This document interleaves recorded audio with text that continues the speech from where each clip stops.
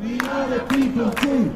We will be silent soon. Stop the bombing now, now, now, now. Wednesday marks day 6 of the Warwick Stands with Palestine occupation on the piazza. Protesters set up camp in the early hours of Friday morning to demonstrate against what they see as the university's role in the ongoing conflict in Gaza. On Friday afternoon, WSP called on members of the public to join them for a demonstration. At 6 p.m, a crowd of 200 to 300 people gathered to listen to a series of speeches and were led in chants by the organisers of the group.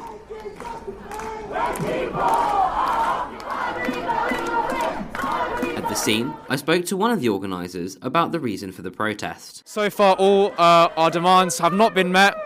We've passed motions in the SU.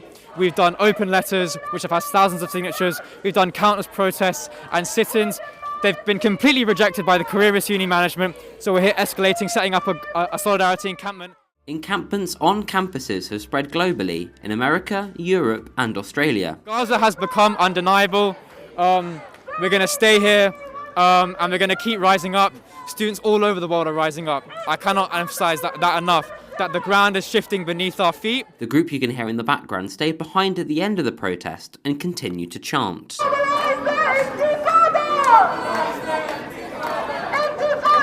The word intifada means rebellion or uprising, associated with resistance against the Israeli occupation of the West Bank and Gaza. The use of the term and the chant "Globalise the Intifada" has been the subject of controversy because of its violent connotations. Some interpret the slogan as a call to widespread violence against Jewish communities, but others see it as a rallying cry against oppression. Warwick Stands with Palestine have said this chant was not led by one of their organisers and happened after the rally had officially ended. Also with this ban, it will be very interesting to see how it affects student nightlife. 100%. In the fact that if you look at, close to home locations like Casbah, anyone who's been to Casbah smoking area knows that Casbah sell vapes, people bring vapes as well, and you stand out in that smoking area and everyone around you is vaping. And so I think it will not only, obviously this ban will dramatically change the vaping industry itself. I think it will have a huge impact on student life, and that's going to seem 100%. Really effective as well to see how things like nightclubs, how do they police the usage of disposable vapes in their venues. Let's jump into one of those campaigns then. With it being Black History Month, each year there is a different theme, and this year's theme is Saluting Our Sisters. Did you want to tell us a little bit about what that theme means to you?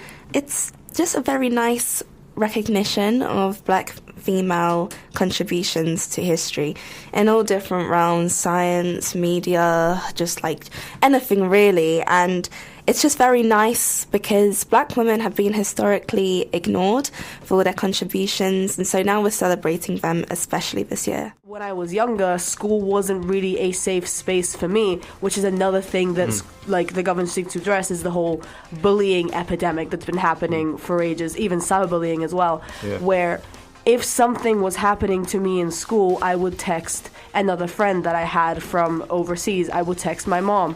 I would sometimes call my mom to come pick me up because I didn't want to be in school or I felt sick or whatever. And my school was very strict on when you're allowed to go home.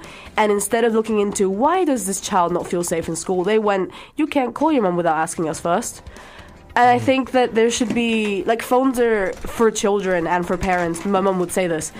It's a safety tool. Like, if you're walking back home from school, which I know that if you keep them in the locker, it's the same thing, but for me, primarily, it was a tool for keeping myself safe. The service delivered 177 hours of awareness training and education, up by 50% from last year. This includes the Report and Support Ready scheme for clubs and societies and preventative campaigns. Anaya Hall, Vice President for Welfare and Campaigns at the Students' Union, has highlighted this greater awareness among the student community. In any case, growing numbers is typically obviously not a good sign, but in this case, the fact that bullying and harassment disclosures have overtaken sexual misconduct disclosures can potentially indicate that students are seeing Report and Support as a broader sort of service that doesn't just deal with cases of sexual misconduct or sexual harassment. The university has said the fact that more students and staff are now using the service reflects a growing trust in the Report and Support platform, and it's encouraging that more people are making named rather than anonymous reports this year so that they can be offered help.